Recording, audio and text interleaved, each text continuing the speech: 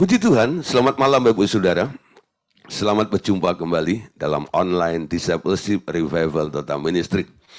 Puji Tuhan, malam hari ini kita masih membahas tentang seri keluarga Kristiani. Ya, tema malam hari ini adalah yang akan kita bahas bersama-sama, yaitu tentang anak-anak kas. Nah, apa itu anak-anak kas? Saudara, ternyata ya, anak-anak itu boleh menjadi anak yang baik, ya, anak yang bertumbuh, anak yang benar, dan nanti ke depannya akan menjadi orang yang punya tanggung jawab. Itu semua tidak begitu lahir, dibiarkan, ya, lalu jadi seperti itu, tidak.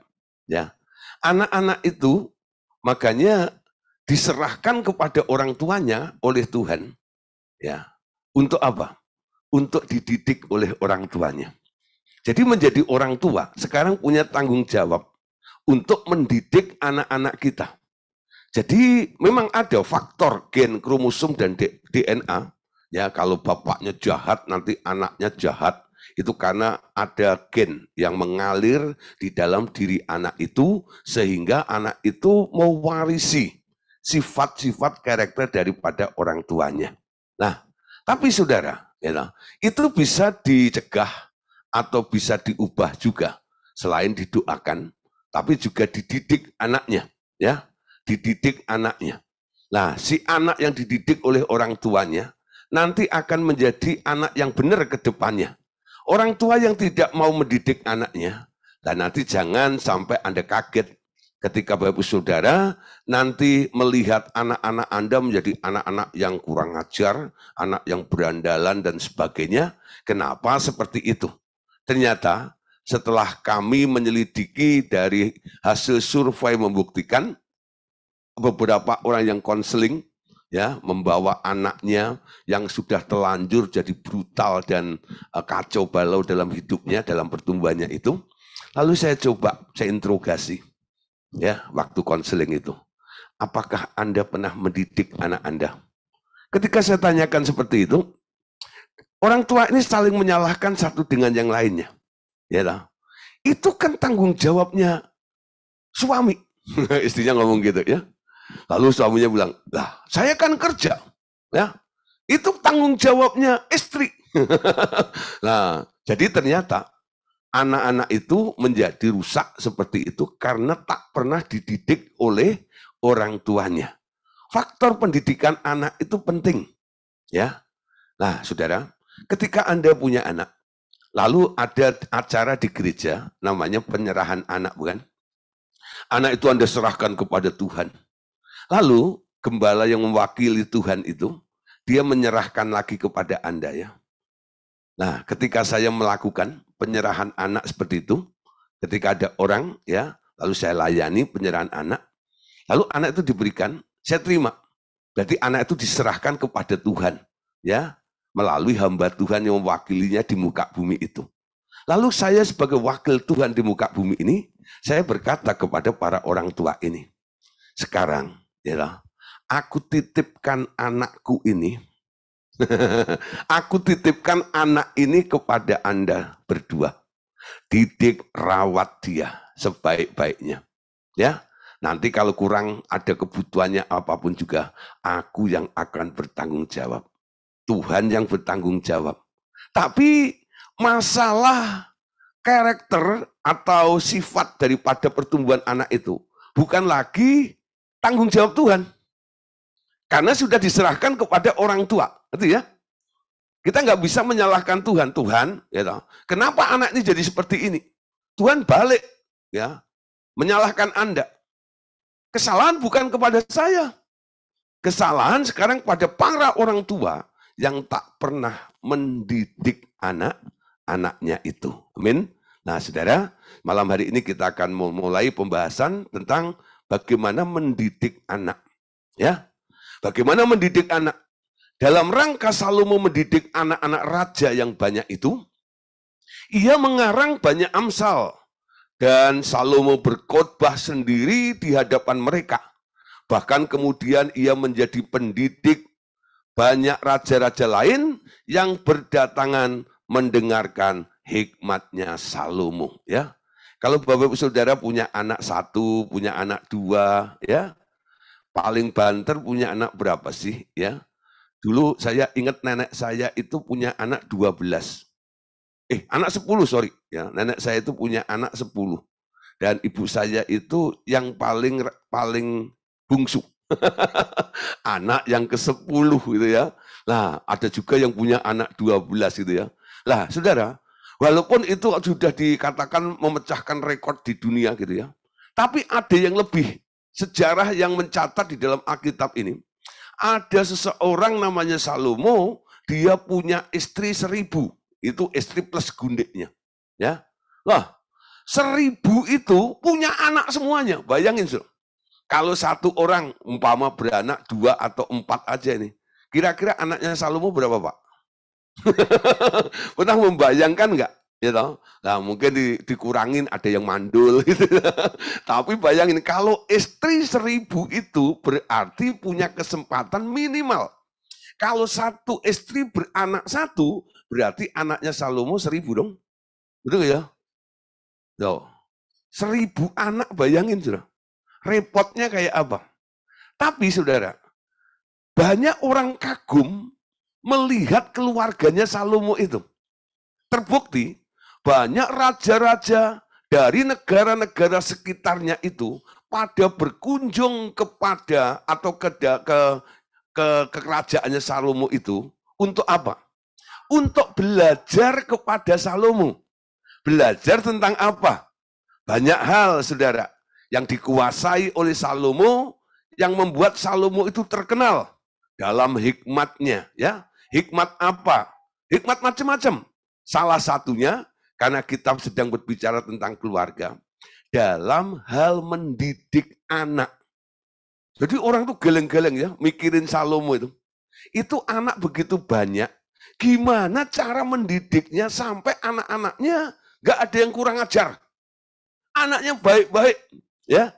Nah, seperti itu. Nggak heran, Saudara. Raja-raja dari sekitarnya datang semuanya ke kerajaan itu.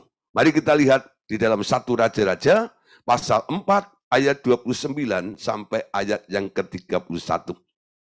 Dan Allah memberikan kepada Salomo hikmat dan pengertian yang amat besar, serta akal yang luas seperti dataran pasir di tepi laut, sehingga hikmat Salomo melebihi hikmat segala Bani Timur dan melebihi segala hikmat orang Mesir. Ia lebih bijaksana daripada semua orang, daripada Etan, orang Israel itu, dan daripada Heman, Kalkol, dan Darda, anak-anak Mahol. Sebab itu ia mendapat nama di antara segala bangsa di sekelilingnya. Ya, Tuhan memberikan hikmat kepada Salomo. Untuk apa? Untuk melakukan banyak hal. Dan tadi dibandingkan dengan orang-orang yang mungkin punya nama, yang diakui juga sebagai orang berhikmat di sekitarnya, dia lebih berhikmat daripada Bani Timur. Dia lebih berhikmat daripada orang Mesir. Ya, dia lebih bijaksana dari semua orang, daripada Etan dan sebagainya. Jadi Salomo itu luar biasa, diakui oleh bangsa-bangsa sekitarnya, hikmatnya luar biasa. Kenapa? Karena ketika Salomo itu datang kepada Tuhan, ditanya oleh Tuhan, Salomo, kamu minta apa? Lalu Salomo bilang gini, jangan beri aku kekayaan, nanti aku sombong, karena aku merasa kaya. Jangan beri aku juga kemiskinan, nanti aku nyolong, sehingga namamu dipermalukan. Berikan aku hati yang bijaksana. Berikan aku hikmat itu. Itu yang diminta oleh Salomo.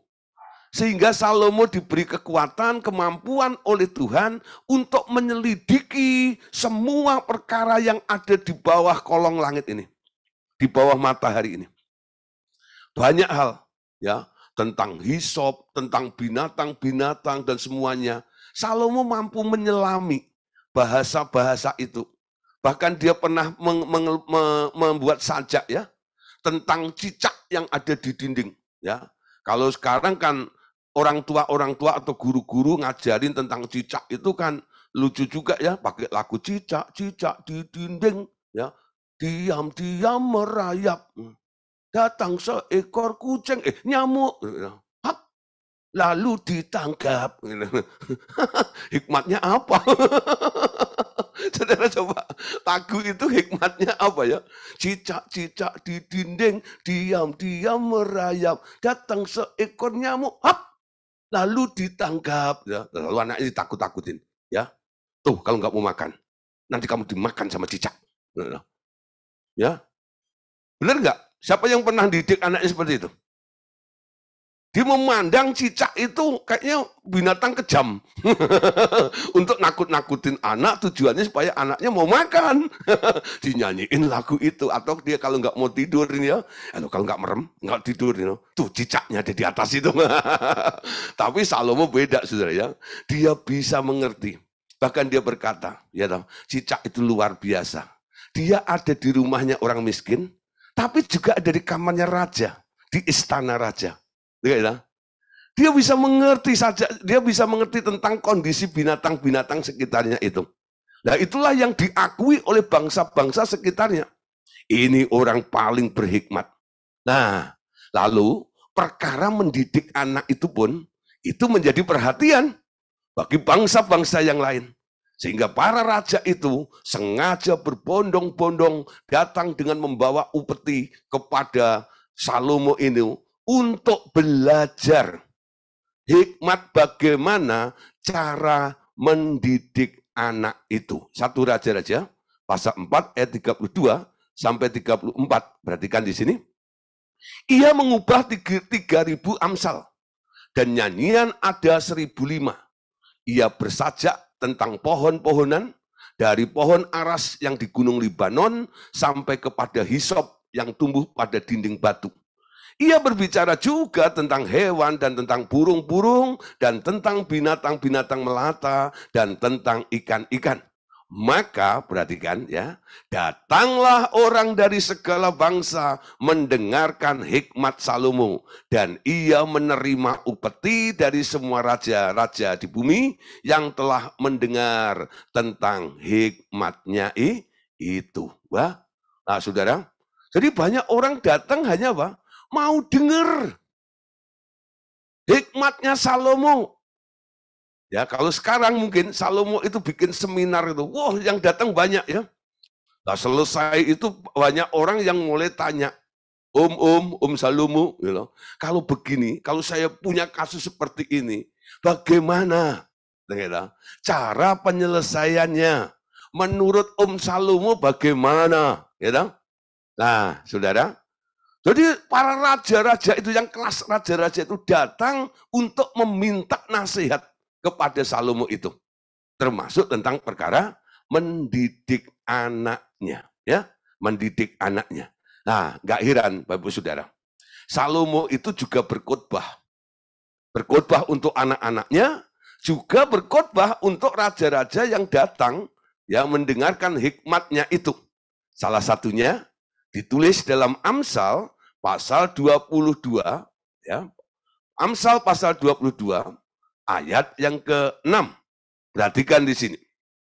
Paulus menasihati semua para orang tua, raja-raja yang datang itu, dan untuk juga orang-orang yang ada di dunia ini, dia berkata begini, didiklah orang muda menurut jalan yang patut baginya.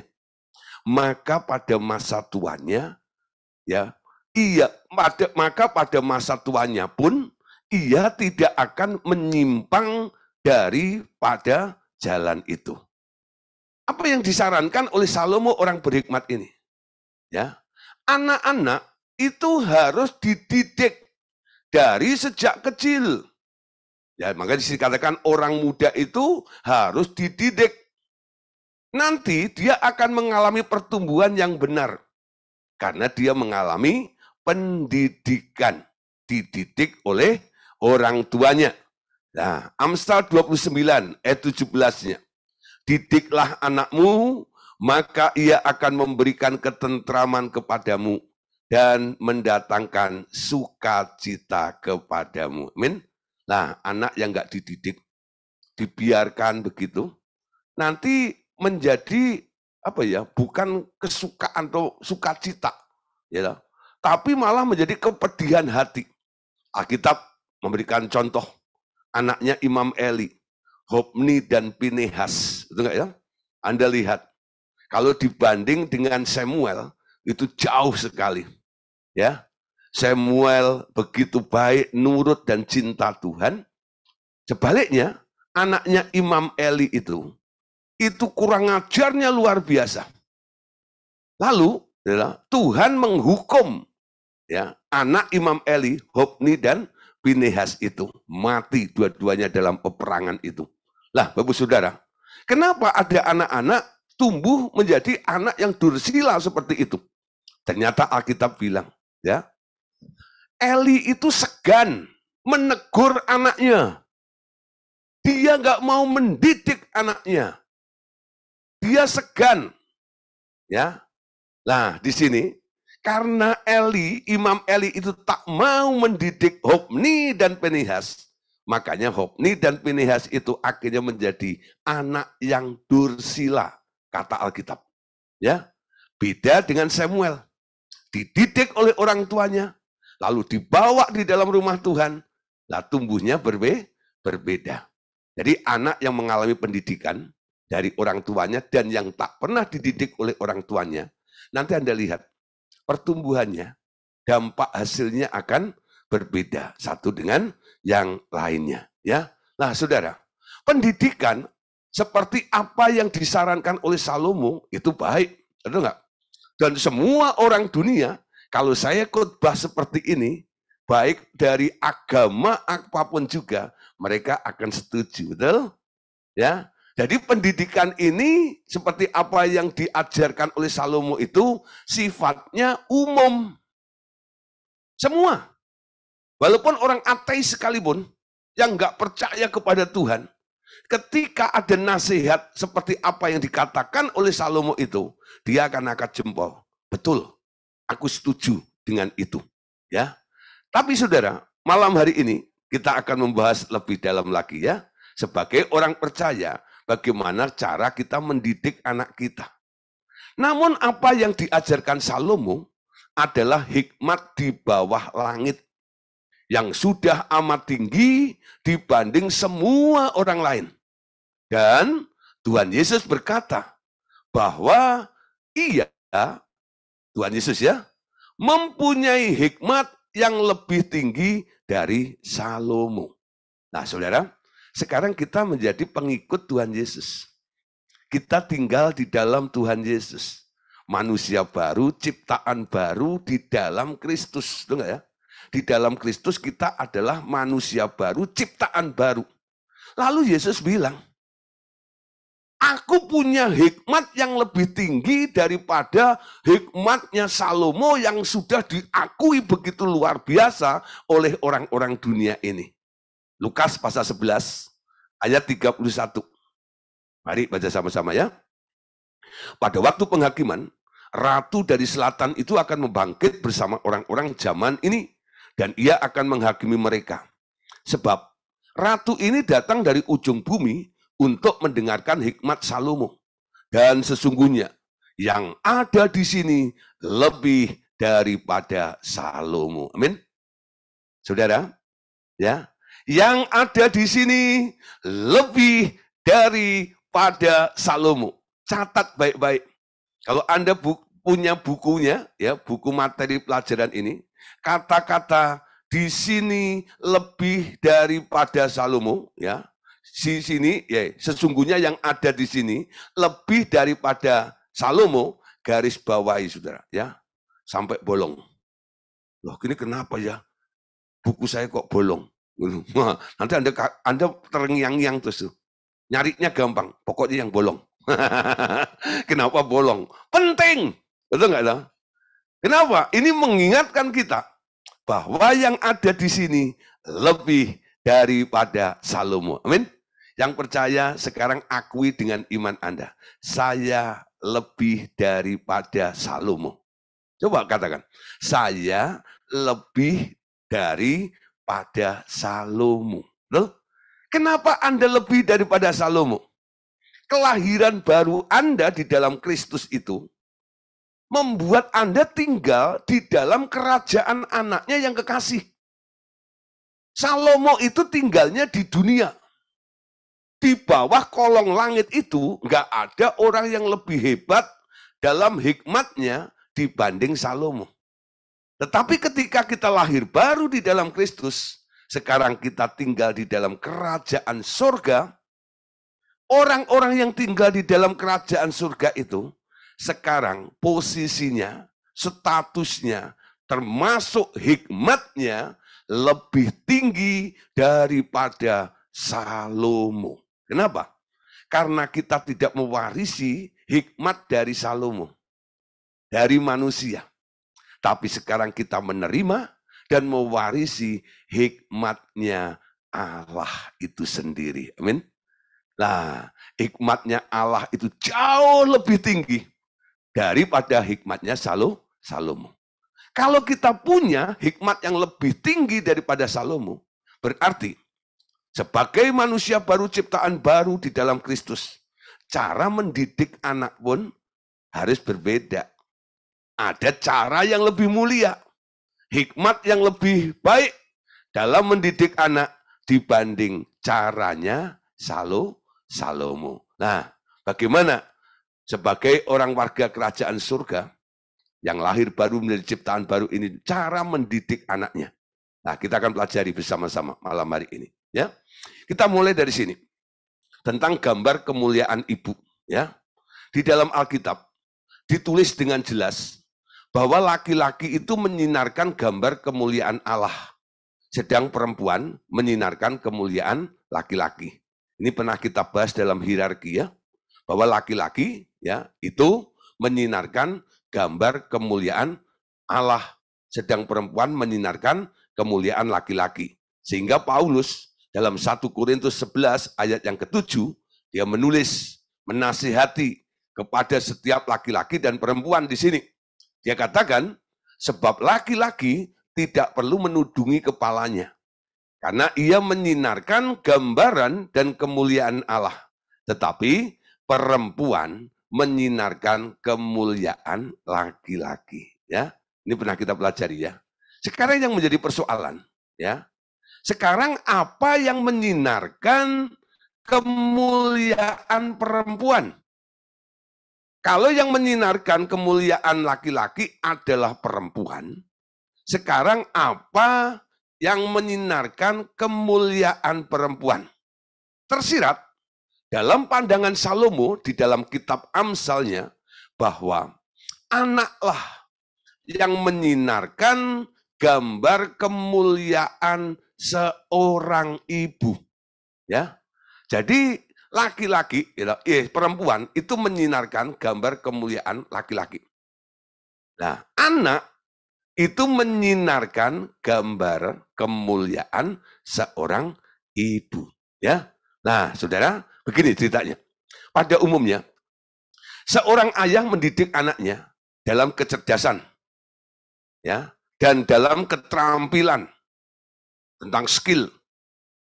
Tanggung jawab untuk mendidik anak dalam perkara budi pekerti yang baik ada di tangan seorang ibu. Bila ibu itu salah mendidik budi pekerti ya anaknya, ia akan mempermalukan ibunya. Ya. Nah, saudara, jadi dua-duanya memang punya peran dalam mendidik anak-anak itu. Tapi saudara, biasanya ini tugas daripada seorang bapak untuk anaknya, dia lebih cenderung mendidik anaknya dalam hal kecerdasan. Ya, dalam hal kecerdasan dan keterampilan. Nah, anak-anak kalau mau belajar gitu, kepada bapaknya itu biasanya yang ditanya tentang, "Pak, ini gimana nih?" Ya. Nah, jadi pengalaman papahnya itu yang cerdas ini diajarkan kepada anaknya. Begitu juga dengan keterampilan-keterampilannya. Ya, oh caranya begini ya, gini ya. Nah, Jadi itu belajar dari bapaknya nih. Tapi saudara, tentang budi pekerti, ternyata itu adalah tanggung jawab dari ibunya. Ya, nanti Anda lihat ya, ini secara umum, kalau ada anak yang brutal atau nggak benar gitu, nanti komentar orang, ini ibunya siapa ya? Ibunya siapa ya? Nah, tapi kalau anak itu pintar, ada segala macam gitu, ini bapaknya siapa ya? Ini bapaknya siapa? Oh, anaknya Pak Andreas dari Hanto, bilang gitu loh. Makanya mirip bapaknya, bilang gitu. Naik mobil ngebut, gitu loh. Oh, gitu ya. Nah, saudara, tampil, cerdas, umpama gitu ya. Nah, tapi kalau dalam hal gitu ya, budi pekerti itu sebenarnya adalah tanggung jawab daripada ibunya. Nanti kalau anak itu ya budi pekertinya baik, kelakuannya baik, nanti orang akan memuji, ya, memuji maminya, memuji ibunya. Gimana kamu didik anakmu sehingga anakmu jadi seperti ini? Aku pengen dong, ajarin aku dong, ya. Nah, di sini anak itu ya, dia menyinarkan kemuliaan ibunya. Amin. Nah, Amsal 29 ayat yang ke-15. Amsal 29 ayat 15. Tongkat dan teguran mendatangkan hikmat, tetapi anak yang dibiarkan mempermalukan ibunya. Nah, ini ayatnya begitu ya. Kenapa enggak dibilang mempermalukan bapaknya?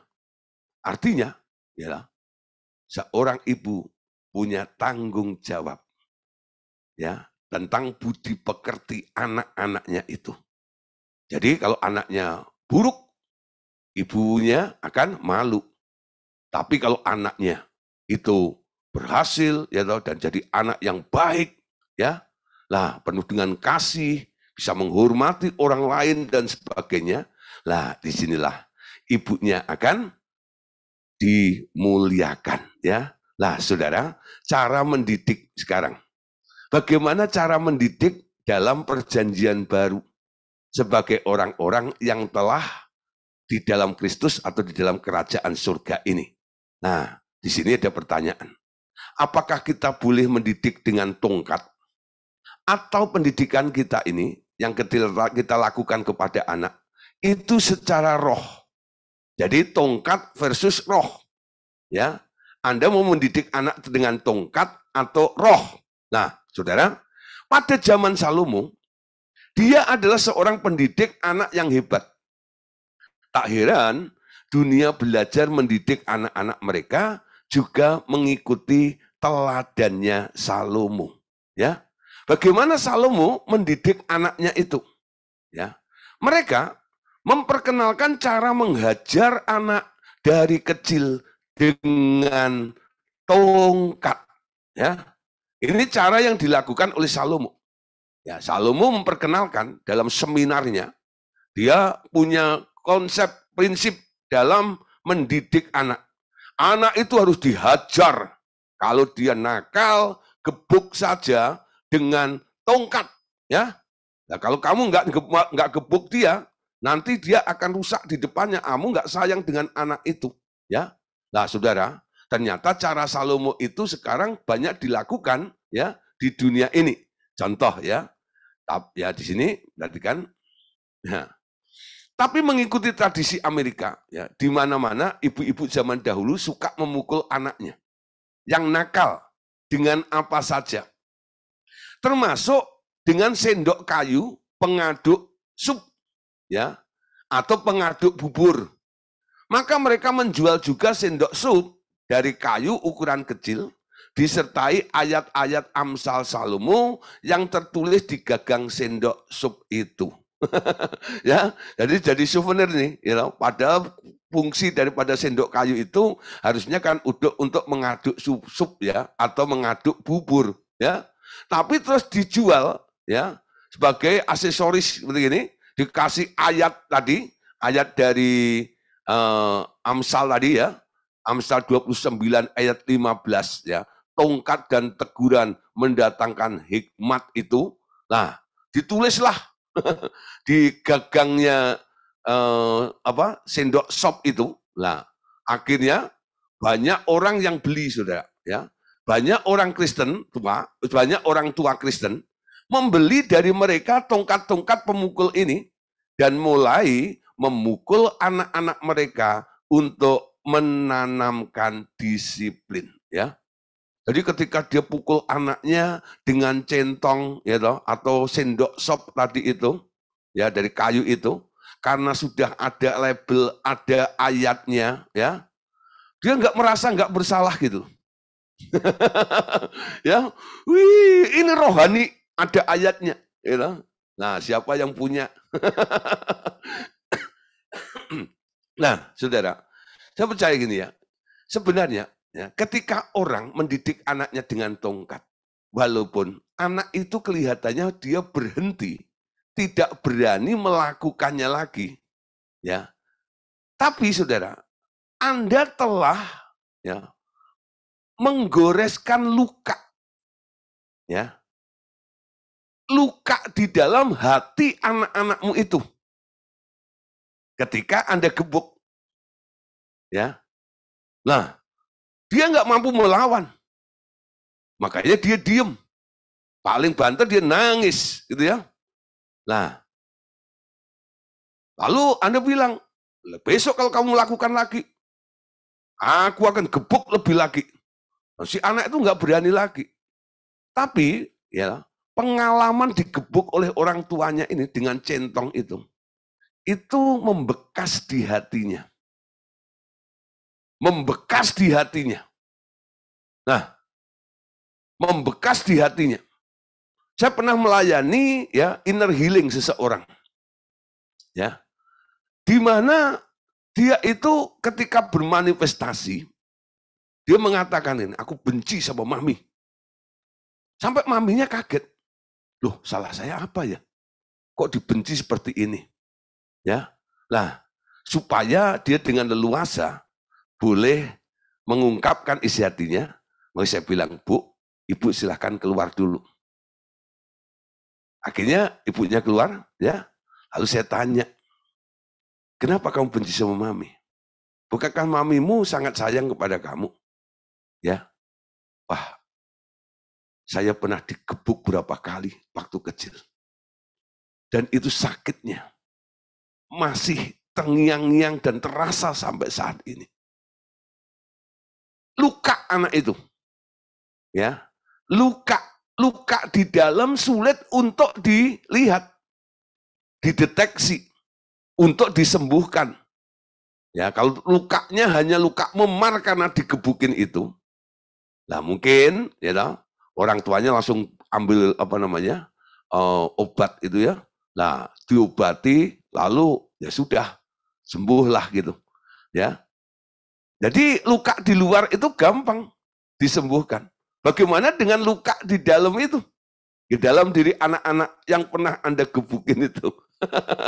Ya. Nah, nanti saudara, kalau dia dulu dididik dengan cara digebukin, nanti kalau dia punya anak, pola yang sama akan dilakukan kepada anaknya nantinya. Sebenarnya apa? Dia dituntun, dibimbing dengan dendam. Ya, oke, aku nggak bisa balas orang tuaku. Lah, dendam, rasa sakitnya itu dilampiaskan kepada anaknya nanti. Rasain loh, itulah nasib anak. Ya, karena aku dulu jadi anak punya nasib yang sama seperti itu. Ya, dan itu terus nanti akan terulang terus. Jadi akan menghasilkan anak-anak yang luka. Setelah dewasa, dia menjadi orang tua yang luka, melukai anaknya lagi. Ya, memang ketika digebuk tadi itu, dia berhenti, nggak melakukan kesalahan lagi. Tapi saudara, luka di dalamnya itu, nah itu yang lebih bahaya daripada perbuatannya. Sehingga di hari tuanya, dia akan melakukan pola yang sama kepada anak-anaknya. Amin. Nah, saudara, Memang, saudara, kalau orang memakai standarnya Salomo, selalu pakai ayat-ayat ini. Amsal 13 ayat 24. Siapa tidak menggunakan tongkat, benci kepada anaknya. Tetapi mengasihi anaknya, menghajar dia pada waktunya. Ini kadang-kadang dipakai untuk menjadi dalih bagi orang-orang tua. Ya, kenapa Anda gebukin anakmu? Pak, saya gebukin anak saya kan nggak tiap hari. Saya gebukin kan tepat pada waktunya. Sesuai dengan ayatnya, Pak. Tepat pada waktunya. Gitu. Kalau saya gebukin anak saya tiap hari, lah itu salah, Pak. Tapi kalau tepat pada waktunya kan enggak. Itu rasa sayang saya, Pak. Seperti apa yang tertulis dalam Amsal 13 ayat 24. Siapa tidak menggunakan tongkat benci kepada anaknya, tetapi siapa mengasihi anaknya, menghajar dia tepat pada waktunya. Wow. Ya. Tapi ini prinsip konsepnya Salomo. Amin. Yang punya hikmat di bawah kolong langit itu. Ya. Nah, saudara, Amsal 22 ayat 15. Ini kata Salomo lagi, ya. Perhatikan di sini, kebodohan melekat pada hati orang muda, tetapi tongkat didikan akan mengusir itu dari padanya. Jadi orang-orang yang pernah ikut seminarnya Om Salomo itu, mereka pulang membawa bekal ini. Kebodohan melekat pada hati orang muda. Cara ngusirnya, gebuk saja dengan tongkat. Tongkat itu akan mengusir itu dari padanya, ya. Itu kata Salomo dalam seminarnya Salomo. Amin. Amsal 29 ayat yang ke-15. Tongkat dan teguran mendatangkan hikmat, tetapi anak yang dibiarkan mempermalukan ibunya, ya, ibunya. Lah, saudara, sekarang baca dalam Yesaya 11 ayat yang keempat. Tetapi ia akan menghakimi orang-orang lemah dengan keadilan dan akan menjatuhkan keputusan terhadap orang-orang yang tertindas di negeri dengan kejujuran. Ia akan menghajar bumi dengan perkataannya seperti dengan tongkat. Dan dengan nafas mulutnya, ia akan membunuh orang fasik. Perhatikan Bapak Saudara, ya, Yesaya 11 ini kan bicara tentang kehidupan Tuhan Yesus, ya. Nah, tentang 7 roh dan sebagainya itu dimulai dari sini, ya. Nah, ia di sini ini ada nubuatan tentang Tuhan Yesus, ya. Ia akan menghakimi orang lemah dengan keadilan dan menjatuhkan keputusan terhadap orang-orang yang tertindas di negeri dengan kejujuran. Berarti kan berikutnya ini. Ia, ya, akan menghajar bumi dengan perkataannya seperti dengan tongkat. Ya, ada perbandingan di sini. Kalau Salomo melakukan cara mendidik anaknya dengan tongkat, tapi Tuhan Yesus mengajarkan kepada kita, ia akan mengajar dengan perkataannya seperti dengan tongkat. Amin. Menegur anak nggak perlu pakai tongkat. Tapi anak yang salah harus dibilangin, harus diomongin, harus diberitahu. Nah, kamu salah, betul? Dengan tegas Anda mengingatkan anak Anda, tapi tanpa disertai dengan pukulan, betul? Dengan tongkat pemukul itu. Enggak perlu. Tapi ucapanmu. Kita tahu ya, ucapan itu punya kuasa. Dengan ucapan orang boleh disembuhkan. Dengan ucapan orang boleh dipulihkan. Dengan ucapan orang juga bisa berubah. Tergantung powernya. Amin. Tergantung powernya. Nah, ucapan orang benar itu punya dampak yang luar biasa. Apa yang dikatakan oleh Tuhan Yesus? Ketika Tuhan Yesus ada di muka bumi, dia mengajar tentang sesi ini. Sesi apa? sesi kuasa dalam perkataan. 2 kali murid-muridnya mengalami hal yang sama, yaitu mereka menyeberang di pantai Galilea atau Danau Galilea. Mengalami bencana yang sama. Yang pertama, ada Tuhan Yesus yang sedang tidur di buritan. Kapalnya itu diterpa dengan angin sakal.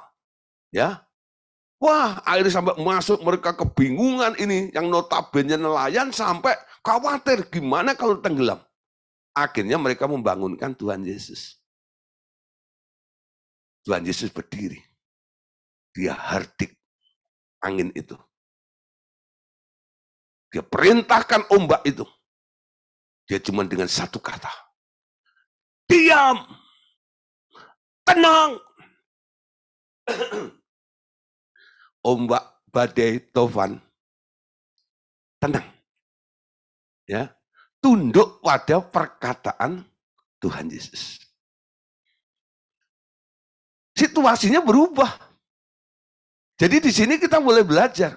Oh, mengubah situasi, mengubah sesuatu itu nggak perlu pakai tongkat. Walaupun namanya tongkat didikan. Mengubah sesuatu itu bisa dengan omongan. Amin. Bisa dengan perkataan. Nah, satu kali Tuhan Yesus mengajar muridnya lagi. Waktu dia berangkat, dia lihat ada pohon ara yang daunnya rindang, tapi tidak ada buahnya. Lalu Tuhan Yesus bilang, ini pohon sia-sia. Pohon ditanam harusnya menghasilkan buah. Muridnya ada juga yang mulai mencegah, ya, memberikan alasan. Ini tapi kan bukan musim buah. Walaupun nggak musim buah, harusnya tetap ada buah. Karena hakikat daripada sebuah pohon, dia ditanam harus menunjukkan buahnya. Kapak sudah tersedia bagi pohon yang tidak menghasilkan buah. Dikutuk sama Yesus. Kalau kamu nggak berbuah, mati kau. Tuhan Yesusnya orang Batak. Kalau nggak berbuah, mati kau. Nah, besoknya diajak lewat situ lagi murid-muridnya. Ketika muridnya melihat pohon ara itu yang dikutuk kemarin oleh Tuhan Yesus, kering sampai akar-akarnya. Para murid itu mulai bertanya, memberitahu pada Tuhan Yesus, Guru, itu pohon yang kamu kutuk kemarin tuh, sudah kering sampai akar-akarnya. Ya, lalu apa yang Yesus katakan? Materi pelajarannya ternyata berhasil nih. Kamu tahu ya, pohon kemarin hidup, saya bilang, saya ngomong, mati kau. Sekarang kamu lihat, pohonnya mati. Loh? Lalu Tuhan Yesus bilang gini, bukan hanya pohon ini. Kalau kamu punya iman, sebesar biji sesawi saja, kamu bisa berkata kepada gunung itu, pindah dan tercampaklah ke dalam laut. Gunung bicara apa? Saya tidak bicara tentang gunung persoalan. Ya. Kalau ada orang masih korban dengan gunung persoalan, memang dia masalahnya segunung. Bukan gunung utang. Ya. Memang utangnya segunung. Ya. Tapi gunung itu punya pengertian. Sesuatu yang sudah permanen. Betul? Dia tertancap ke bumi itu. Siapa yang bisa ngangkat gunung? Lalu Anda pindahin gitu. Nggak ada, betul? Ya. Nah, sesuatu yang sudah permanen. Tapi Tuhan bilang, apapun walaupun itu sudah permanen sifatnya, kalau kamu percaya, kamu cuma ngomong, kamu bisa pindahkan itu semuanya. Kamu bisa ubah situasinya, kamu bisa ubah keadaannya. Ya. Nah, saudara, ini perbandingannya ya. Salomo seminar, dalam seminarnya, dia menasihati raja-raja yang datang itu semuanya. Ya, dengar ya, Gini loh cara mendidik anakmu, tanda engkau mengasihi mereka, kalau dia salah, gebuk saja dengan tongkat ajaran ini. Tapi Tuhan bilang, enggak. Ya, ia akan mengajar bumi dengan perkataannya seperti dengan tongkat. Amin. Jadi cara mendidik, mengubah anak, bukan digebukin, tapi diomongin. Omongan yang berkuasa itu adalah ngomong dengan fasilitas atau kualitas, maksud saya ya. Ngomong dengan kualitas iman. Iman sebesar biji sesawi. Amin. Nah, saudara, iman sebesar biji sawi itu adalah imannya Allah. Jangan bimbang. Ada kuasa di dalam perkataan Anda. Nah, kalau Bapak Saudara tetap mau melakukannya dengan cara tongkat pengajaran, Anda sebenarnya sedang membangkitkan amarah di dalam diri anak-anak Anda. Ya, Alkitab bilang, jangan bangkitkan kemarahan. Ya, jangan bangkitkan kemarahan. Anak yang Anda pukul itu akan marah. Walaupun dia belum bisa balas Anda. Kalau nggak percaya ini, ya, Anda datanglah nanti hari Selasa ke bengkel rohani. You know. Terus nggak saya doain, saya pukul. Anda marah nggak kira-kira?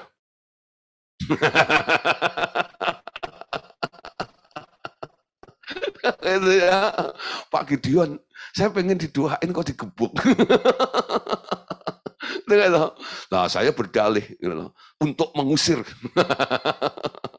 nah, untuk mengusir kebebalan dalam diri Anda ini. Nih terima gebukan ini. Nah, Anda pulang, Anda ngedumel, mengajar, awas ini.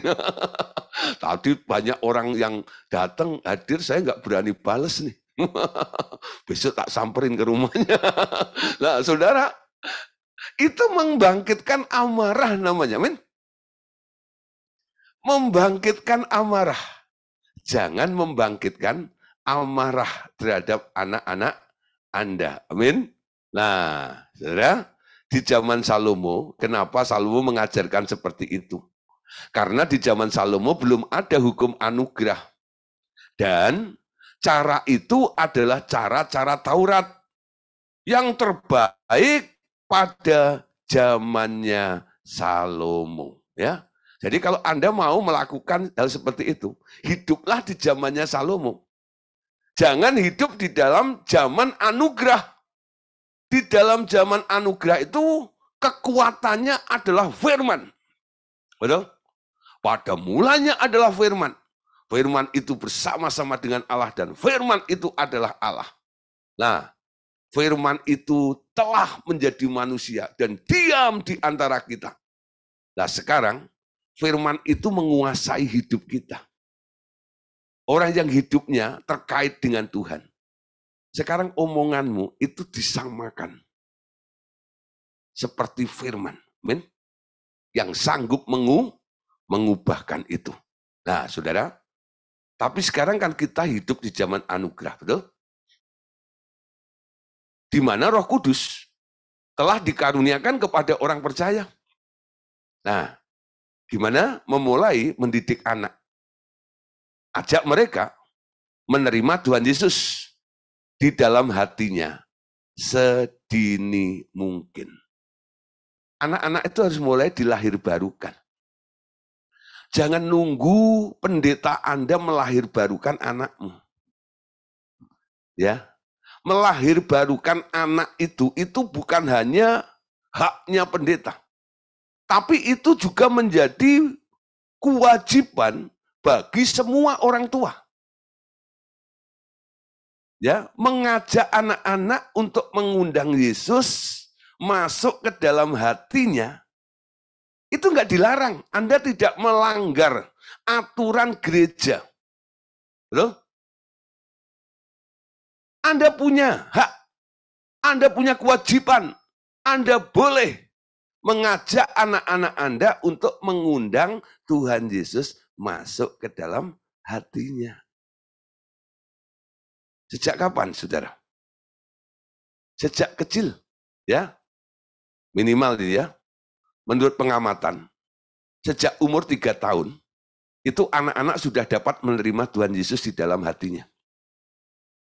Didiklah mereka berjalan dengan Roh Kudus dan bertanggung jawab langsung kepada Tuhan Yesus. Ya, anak-anak 3 tahun ini. Ajar mereka, didik mereka untuk berjalan dengan Roh Kudus dan bertanggung jawab langsung kepada Tuhan. Ya, nah ini penting. Contoh ya, anak-anak itu diajar untuk bergantung kepada Tuhan. Contohnya, gimana caranya? Umpama ya, anak itu membutuhkan sesuatu, dia minta kepada Anda. Jangan langsung kasih. Yuk berdoa. Mintanya bukan pada Bapak ini, tapi pada Bapak di surga. Nanti kalau Bapak di surga ACC, nanti Bapak di surga akan bilang sama Bapakmu ini untuk kasih ke kamu. Ya, nah, betul saudara. Mungkin Anda anggap ini lucu. Tapi kalau Anda mulai dari awal, sejak anak itu di usia dini Anda didik seperti itu, sebelum dia minta kepada Anda, anak Anda itu akan berdoa lebih dahulu, minta kepada Bapak di surga. Ya, nah, ketika dia utarakan kepada Anda sudah dapat konfirmasi dari Bapak di surga tentang apa yang pernah diminta oleh anak Anda itu kepada Bapak di surga. Dilatih, ya, dilatih si anak itu. Nah, anak-anak kecil itu nggak banyak komentar biasanya. Kalau sudah usia 7, 8, 10 tahun gitu, Anda latih seperti itu biasanya ini, Tuhan mana? Tuhan nggak kelihatan. Mana ada duit jatuh dari langit? Gitu ya. Kan begitu komentarnya, betul? Kan yang punya duit Bapak. Nah gitu ya. Nah, aku kan anaknya Bapak. Dia bisa berdalih, dia bisa membantah ajaran Anda. Tapi kalau anak baru usia 3 tahun, 4 tahun gitu ya, Anda latih seperti itu, dia belum ngerti. Nggak punya argumen untuk membantah didikan Anda itu. Nah, ketika Anda arahkan sejak kecil anak-anak seperti itu, untuk bergantung kepada Roh Kudus, mulai berjalan dengan Roh, dan bertanggung jawab langsung kepada Tuhan Yesus, saya percaya, itu akan menjadi pola hidupnya. Ya, menjadi pola hidupnya. Nah, saudara, mengajar anak seperti ini, itu harus dibudayakan. Ajar mereka bertanya dalam hatinya kepada Tuhan. Apa yang Tuhan setujui atau tidak. Hati mereka akan terbiasa mendengar suara Tuhan, dan apa yang dikatakan suara hati mereka sendiri tak dapat mereka melawannya. Ya, sebaliknya, larangan dari luar justru akan membangkitkan pemberontakan dari dalam jiwa mereka. Ya, dilatih dari kecil untuk bertanya kepada Tuhan, Tuhan setuju atau tidak. Polanya harus dilatih dari kecil. Ini dasarnya seperti itu. Ya. Nah, ini coba. Mungkin Bapak Saudara bilang, waduh Pak, kenapa baru hari ini saya dengar ajaran seperti ini? Anak-anakku sudah mentah semuanya. Nah, kalau Anda mungkin sudah terlambat mendidik anak Anda, tapi sekarang Anda masih bisa mengajarkan pola yang benar ini kepada cucu Anda, betul? Dengan cara memberitahu kebenaran ini kepada anak-anak Anda sebagai orang tua cucu Anda. Ya, pertama Anda datang pada anak Anda. Maaf ya nak, dulu mami salah mendidik kamu. Dia mungkin kaget, salahnya apa Pak? Dulu saya mendidik kamu karena saya pernah dengar seminarnya Salomo. Papa, mama ikut seminarnya Salomo. Dasarnya Amsal. Ya. Tapi, ya, Sekarang mama dan papa mengerti kita hidup di zaman anugerah. Cara mendidik anaknya harus berbeda dengan cara Taurat seperti itu. Nah, mulai kasih tahu kepada orang tuanya, yaitu anak Anda. Gini loh, ya, cara mendidik anak dalam anugerah ini. Harus punya iman. Ya, menegur dengan ucapan tanpa disertai dengan pukulan. Kalau Anda pukul anakmu, Anda meninggalkan bekas luka amarah di dalam anak-anakmu itu. Dan itu menanamkan satu pola yang akan dibangun terus-menerus pada generasi berikutnya nanti. Ya. Nah, ini harus dimulai cara mendidik anak itu. Ya. Supaya mereka terus bertanya kepada Tuhan. Nah, anak-anak yang dari kecil diajar untuk menghargai Tuhan, mengerti tentang perkara rohani dan sebagainya. Itu nanti anak akan bertumbuh dengan luar biasa. Pertumbuhannya akan luar biasa. Ya. Nah, saudara, ini penting sekali, ya. Dalam segala hal di sini. Ya, next ya. Dalam segala hal, ya. Teladan yang baik dari orang tua akan menjadi pegangan yang teguh seumur hidup mereka. Nah, konsekuensinya memang kalau Anda mulai ya mengajar anak Anda dengan perkataan Anda harus memberikan teladan. Ya. Dan memberikan teladan. Kalau enggak nanti anak enggak akan nurut. Nah. Ya. Nah, Anda enggak belajar, lalu Anda tukar, wah, si Anda bilang, papa juga enggak, gitu ya. Nah, dia enggak mau nurut. Kenapa? Anda tidak memberikan teladan hidup kepada anak-anak Anda tersebut. Amin. Nah, saudara, orang tua yang hidupnya jauh dari Tuhan, apalagi kasar terhadap anak-anaknya, akan membuat anak-anak ini kelak pahit hati, dan bahkan kehilangan gambar diri Allah dalam diri mereka, dan sukar mengenal kasih Allah Bapa dalam hidupnya. Ya, Kolose 3 ayat 20 sampai ayat yang ke-21. Hei anak-anak, taatilah orang tuamu dalam segala hal, karena itulah yang berkenan kepada Tuhan.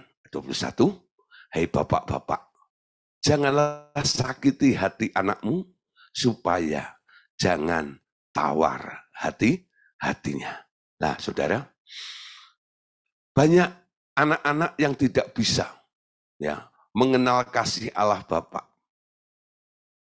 Karena dia lihat figur Bapak di dunia ini yang tidak mencerminkan Bapak di surga. Ada satu anak, saudara. Kalau disuruh menyembah Tuhan, kalau macam gitu ya, panggil Allah itu, gitu, Tuhan gitu, wah dia semangat. Roh Kudus gitu ya, semangat kali. Tapi ketika gitu, diajar untuk menyebut Bapak kami yang ada di surga, ya, dia nggak mau menyebut Allahnya, Tuhannya, ya, Allahnya itu sebagai Bapak di surga. Kenapa? Kalau Allah itu sebagai Bapak, itu apa ya, gambaran yang ada di dalam benaknya. Pasti Allah itu jahat. Pasti Allah itu kasar. Pasti Allah itu brengsek. Kayak bapakku. Gitu loh. Karena bapaknya tidak mencerminkan. Sehingga dia tak bisa menyebut Allah itu sebagai bapaknya. Ya, jadi image bapak itu hilang, lenyap. Karena dirusak oleh bapak-bapak yang ada di dunia ini.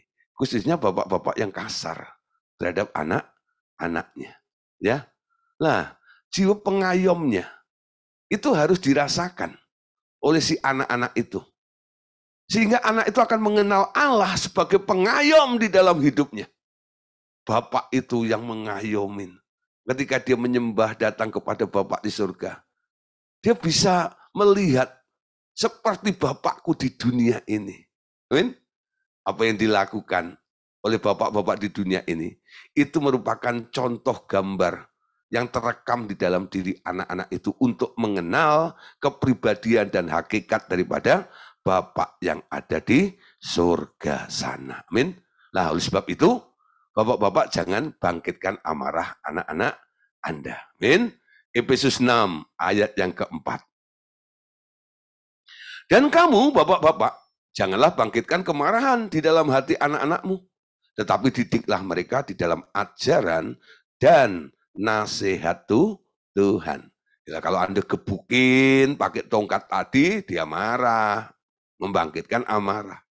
Tapi kalau dididik, diajar, dinasehati, nah ini beda. Amin.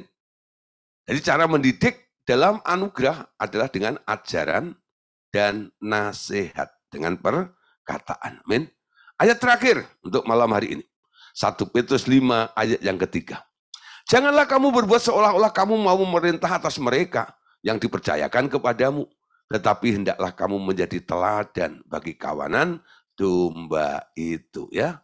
Nah, orang tua adalah gembala di dalam rumah tangga. Cara menggembalakan domba-domba dalam keluarga Anda itu dengan cara apa? Memberi teladan, ya, memberi teladan. Apa yang ingin dilakukan oleh orang lain, juga oleh anak Anda, lakukan dulu sebagai contoh teladan bagi anak-anak Anda ke depan. Amin. Oke, Bapak Saudara. Jadi malam hari ini kita khusus membahas tentang bagaimana mendidik, ya. Karena kita harus menghasilkan anak-anak yang baik seperti apa yang dicanangkan, dirancangkan oleh Allah, ya, dalam kehidupan kita semuanya ini. Keluarga-keluarga yang dibangun oleh Allah itu harus berbeda dengan keluarga-keluarga yang di bumi ini. Amin. Nah, saudara, nanti ya hari Senin kita akan lanjutkan tentang anak autis, tentang indigo, nah dan sebagainya, anak-anak yang cacat, ya. Nah, kenapa ada anak autis? Kenapa ada anak indigo? Kenapa ada anak yang cacat? Nah, tunggu, ya, hari hari Senin, ya, tanggal 1. Nah, kita akan, ya, membahas tentang itu semuanya. Amin. Tuhan Yesus memberkati kita semuanya. Amin. Oke.